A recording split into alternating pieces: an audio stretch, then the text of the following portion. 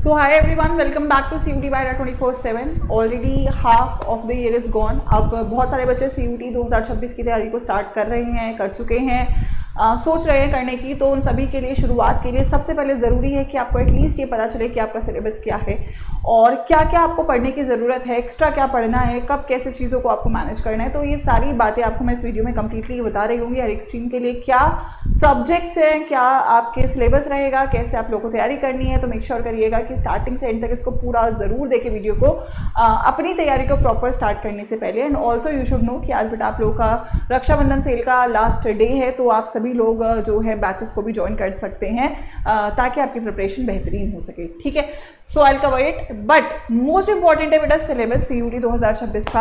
अब CUT में हमारे 3 सेक्शन है। एवरीबडी नोज कि मैम हमारे पास एक GAT होता है, ठीक है, which is section number 3। Then languages होती हैं जो सेक्शन नंबर A है, और डोमेन्स होते हैं जो आपके क्लास 12 के सब्जेक्ट होते हैं। अब अगर मैं बोलूँ तो यहाँ पे आप मैक्सिमम बेटा 5 पेपर दे सकते हैं। You can maximum give 5 exams, 5 exams दे सकते हो इनमें से, जिसमें सबसे बेहतरीन कॉम्बिनेशन जो मेरे हिसाब से आप लोगों के लिए रहेगा कि आप 1 लैंग्वेज, 3 डोमेन और 1 GAT को इंक्लूड करें, और अदरवाइज आप एटलीस्ट 2 लैंग्वेज, 2 डोमेन और 1 GAT को इंक्लूड करें। दोनों में से आप एक कोई भी यूज़ कर सकते हो। सभी कॉम्बिनेशंस इन दोनों में से अगर आप यूज़ करो तो आप मैक्सिमम यूनिवर्सिटीज़ में एलिजिबल होगे, but the best combination is कि आप 1 लैंग्वेज, 3 डोमेन और 1 GAT के साथ अपने पेपर को अपेयर करें। लैंग्वेज कुड भी हिंदी, इंग्लिश, जो भी आप लेना चाहते हो। GAT आपका एडिशनल होता है, और जो ये 3 डोमेन्स है, ये वो डोमेन्स है जो आपके क्लास 12 की है, जैसे फिजिक्स, केमिस्ट्री, मैथ्स या बायो। साइंस के लिए हिस्ट्री, पॉलिटी, ज्योग्राफी, इकोनॉमिक्स है ना। ह्यूमैनिटीज़ के लिए या अकाउंट्स, पॉलिटी, अकाउंट्स, BST है ना, इकोनॉमिक्स, मैथ्स, वो आपके कॉमर्स के बच्चों के लिए। तो ये वही रखना है जो 12th में पढ़ा है, ये आप अलग से नहीं ले सकते। आप स्ट्रीम चेंज कर सकते हो through the subject combinations only, इन्हीं कॉम्बिनेशंस के साथ आप स्ट्रीम चेंज कर सकते हो, लेकिन आप और ऐसे कोई सब्जेक्ट का पेपर नहीं दोगे जो आपने 12th में नहीं पढ़ा है। ठीक है, तो ये पहले तो क्लियर हो जाता है कि सब्जेक्ट्स क्या है, क्योंकि तभी आपको सिलेबस देखने में समझ में आएगा। अब देखिए डोमेन्स का सिलेबस आपका अलग है, जो आपका NCERT है, उसमें एक बार मैं बात करूँगी क्या कैसे होने वाला है। पहले मैं एक बार लैंग्वेज GAT का ओवरऑल सिलेबस आपको बता देती हूँ।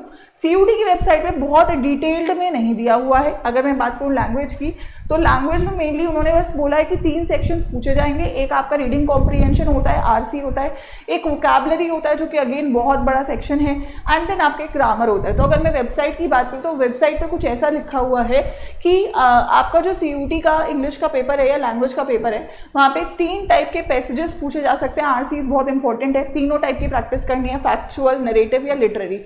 कोई भी आपको यहाँ पे 250 वर्ड्स तक का एक ऐसे RC पूछा जाता है, और मैक्सिमम बच्चों को इसी में प्रॉब्लम होता है क्योंकि बहुत टाइम टेकिंग होता है, तो इस पर प्रैक्टिस की बहुत ज़रूरत होती है।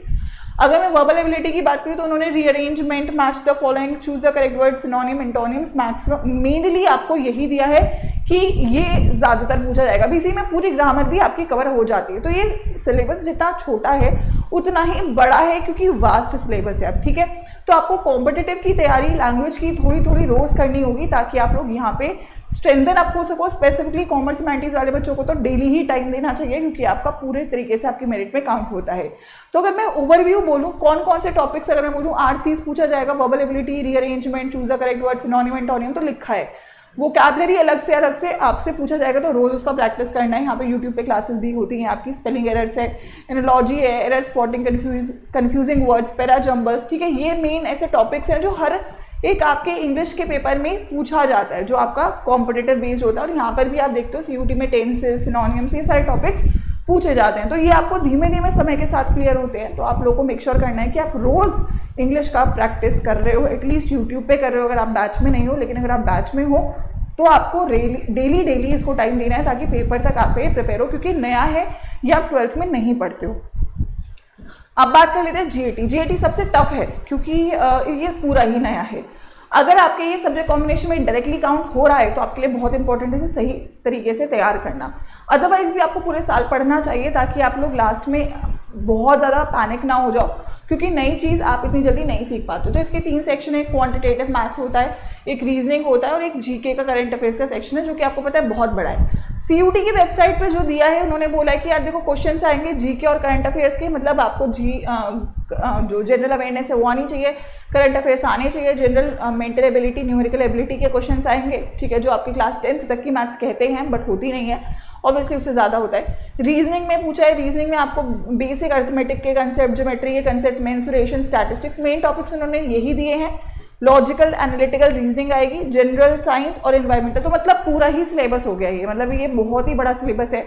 आपको पता है कॉम्पिटेटिव में, गवर्नमेंट एग्जाम्स में तो ये लगता ही लगता है। तो ऑल्दो उससे थोड़ा सा कम लेवल का सीयूटी में आता है, लेकिन हाँ हमारी तैयारी उसी लेवल पे हमें करनी होती है कि वी नेवर नो कि किस तरीके के क्वेश्चन पूछे जा सकते हैं। तो जो आपको टीचर्स यहाँ पे करवा रहे होते हैं जीएटी के लिए अलग से आपकी जो क्लासेस चल रही हैं करंट अफेयर्स की, रोज़ आपकी प्रैक्टिस क्लास चल रही है रीजनिंग की, तो वो आपको फॉलो करनी है एटलीस्ट एक आइडिया लेने के लिए। एंड देन बैच में तो आपको पूरा पढ़ना ही है।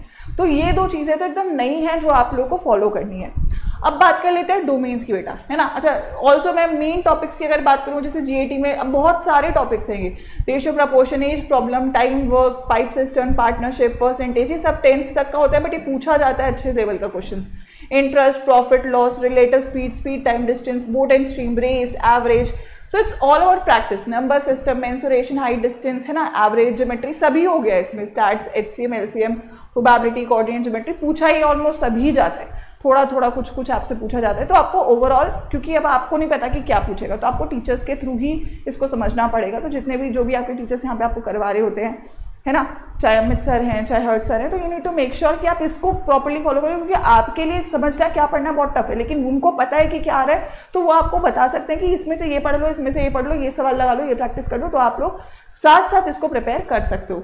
अगर मैं रीजनिंग की बात करूँ तो बहुत ही बड़ा रीजनिंग का सिलेबस भी है, चाहे लेटर एंड सिंबल का सीरीज है, वर्बल नॉन वर्बल है, आपका एनालॉजी है, कोडिंग डिकोडिंग है, स्टेटमेंट कंक्लूजन है ना, एनालिटिकल रीजनिंग है, ब्लड रिलेशंस है, डायरेक्शन है, मिरर है, classification, ranking, arrangement. So it's a very very vast topic. Once again इन सबसे सवाल आते हैं, बट अगेन आपको मदद टीचर्स के थ्रू ही मिल पाती है कि आपको इसमें से किसको कितना टाइम देना है।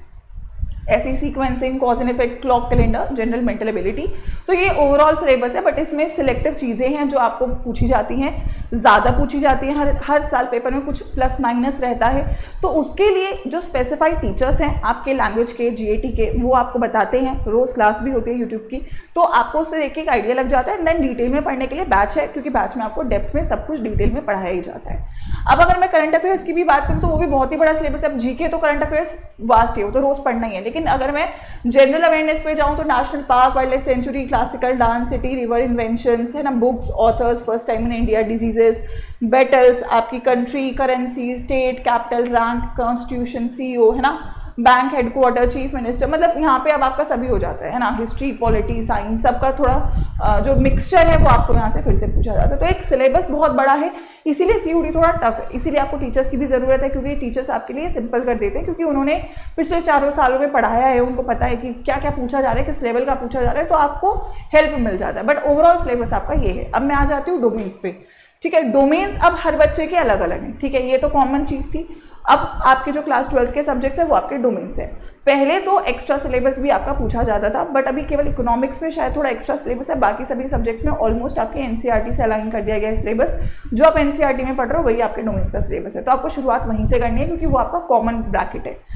सभी ओवरऑल बोलूँ तो जो एनसीईआरटी का सिलेबस है सेम वही सीयूटी का सिलेबस है मोस्टली सब्जेक्ट्स में, एक्सेप्ट योर इकोनॉमिक्स।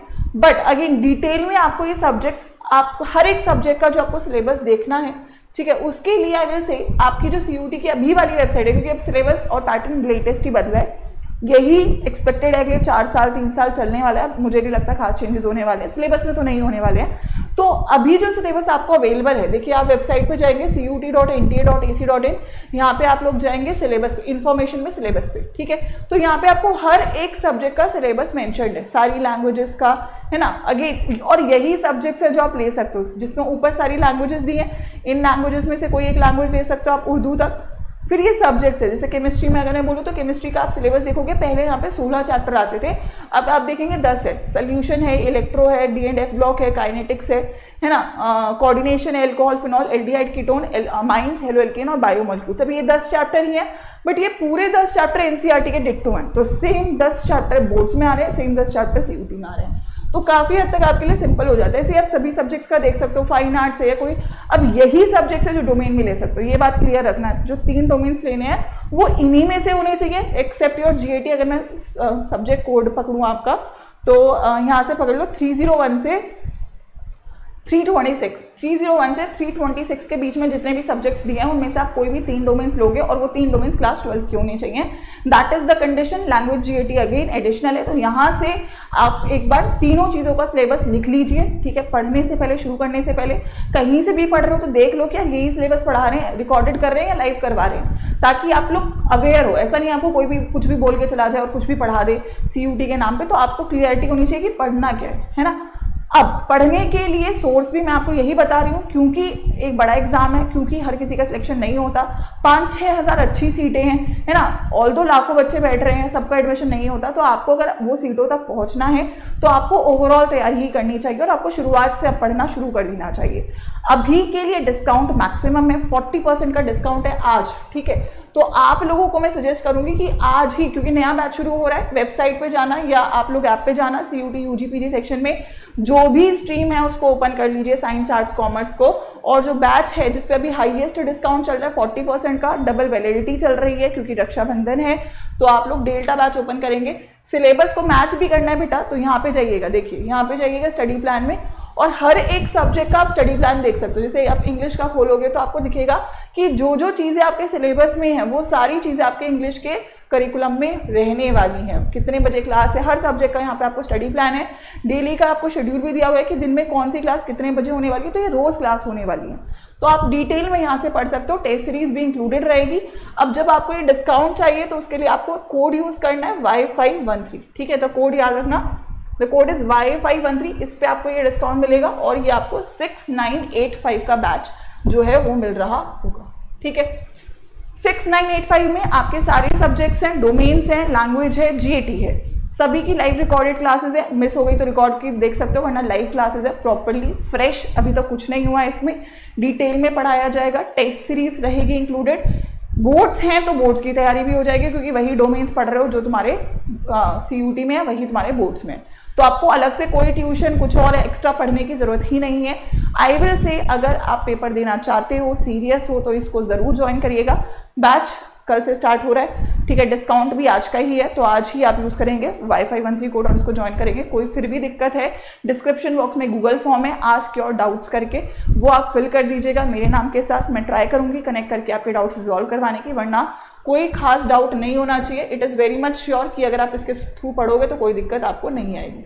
फिर भी कुछ मन में डाउट रहता है तो ये मेरी ईमेल आईडी है ayushi.sharma@adda247.com, इस पर आप मुझे मेल कर सकते हो, वरना आप बिना किसी दिक्कत के कोड यूज़ करके Y513 बैच को ज्वाइन करिए। और कमेंट में मुझे बता दीजिए कि आप कौन सी स्ट्रीम से हैं और आपको किस एक सब्जेक्ट की डिटेल्ड स्ट्रैटेजी चाहिए, तो उसको हम लोग नेक्स्ट वीडियो में कवर करेंगे।